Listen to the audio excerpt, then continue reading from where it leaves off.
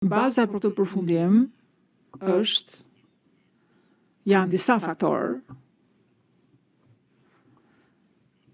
Biseda të shumta përmes thirrjeve telefonike që realizonte Hashim Thaçi me persona të ndryshëm nga jashtë.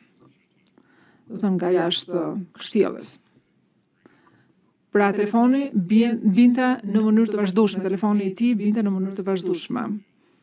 Që shpesh nënkuptonte që atij duhej që ose dilte jashtë ose të shkonte në një cep të dhomës. Delegacioni i Kosovës ishte në katin përdhes, kështu që mund të dilni lehtësisht në oborrin e kështjellës. Ti mund ta lexoje pak edhe nga gestikulacioni ose nga paraqitja. Pra, ndonjëherë ke një koklavitje ose një përzierje të aktorëve dhe ka shumë aktorë, shumë palëtira të cilët mua më kanë bërë që të shkojnë në këtë përfundim. Pra, krijoi përshtypja që dikush ishte në kontroll të negociatave ose në kontroll të pjesshëm të negociatave. A ju kujtohet pra që keni vënë re që zoti Thaçi u raportonte në mos u nështrohej komandantëve të zonës? Yes, this does reflect. Gjigje, po, kështu më kujtohet dhe mua. Pyetje. Po, si dolët në këtë konkluzion që ai u raportonte në mos dhe u nështroi komandantëve të zonës? Përgjigje. Ata telefononin, ai hapte telefonin, bisedonin në telefon për një periudhë caktuar kohore, edhe më pas ai komentonte për procesin, jepte feedback për procesin. Prandaj thash që ai u raportonte atyre. Prandaj dola në këtë përfundim. Pyetje, dua bëj kështu pyetjen. Ju flisit shqip? Përgjigje jo. Pyetje. Po nga e dinit ju, me kë po fliste ai dhe çfarë po thoshte? Përgjigje. Shpesh.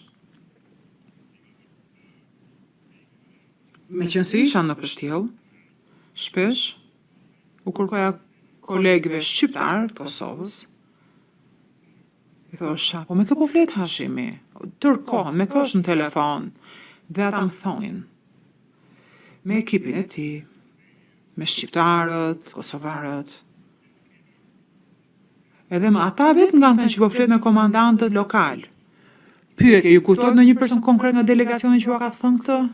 Përgjigje, Blerim Shala, Dugi, më falni për shqiptimin, nuk më kujtohet dhe mbi emri, ai madje më ndihmonte për përkthime. Dhe Edita Tahiri u interesova në fakt, e bëra këtë pyetje, si na shërben kjo, u thash, si e shërben kjo procesit. Dhe përgjigja ishte që ishte domosdoshme për arsye politike dhe kulturore. Ishte nevojshme që Hashimi të shkonte në Sloveni dhe të vizitonte Demaçin. Pyetje, a zbulove më vonë pastaj se si lidhej kjo vizitë me Rambujen, nëse kishte ndonjë lidhje? Përgjigje po, pyetje, çfarë zbulove, çfarë mësove? Përgjigje. Gjatë kohës që delegacioni kosovar ishte në Rambuje, edhe po bënin ecuri, kishte progres për nënshkrimin e marrëveshjes, por ama kishte trysni nga jashtë, të cilat i diskutuam më herët sot, nga komandantët lokal, por gjithashtu kishte presion ideologjik, po them dhe kulturor, po e shtoj, prej Adem Demaçit, i cili po pengonte progresin e këtyre negociatave. Si e shprehuaj pranimin e këtij dokumenti, përgjigja ai ishte tërësisht pranoi në tërësi atë dhe tha po, kjo pasqyron atë që edhe na intereson edhe neve, të gjitha të katër pikat këtu. Pyetje, a ishte Hashim, a i dini se Hashim tha që ishte i vetëdijshëm se bashkëpunimi me TPN-jën do të përfshinte bashkëpunimin me TPN-jën për çështje dhe hetime potenciale lidhur me UÇK-n? Përgjigje po. pyetje si e dini këtë, ka patur arsye të ndryshme në cilat e mbështes përgjigjen time. E para ishte se delegacioni i Kosovës përfshirë ata që përfaqësonin UÇK-n dhe përfshirë Hashim Thaçin, kishin në anën e tyre mundësinë që të shihnin se si tribunali për Jugosllavinë vepronte në kontekstin e Kroacisë dhe Bosnjës, ku tribunali kishte ngritur akuzë për pjesëtar të këtyre palëve. Pra, dhe situata faktike ishte e tillë që tribunali ndërkombëtar do të kërkonte prova në në drejtime të veçanta. Si e dini këtë, sepse unë në cilësinë e juristit që punoja për ta, ju kam shpjeguar atyre në mënyrë të qartë dhe shprehimisht gjuhën që ata më kishin kërkuar të përpiloja dhe që të bëj pjesë e procesit e bisedimeve duke dhënë dorëzuar këtë pastaj grupit të kontaktit. Gjithashtu, edhe për nevoja të një kontrollimi të dyfish dhe verifikimit të dyfish, Fehmi Agani, i cili ishte juristi i tyre kushtetues kryesor, kryejuristi pra por që ishte kushtetuese,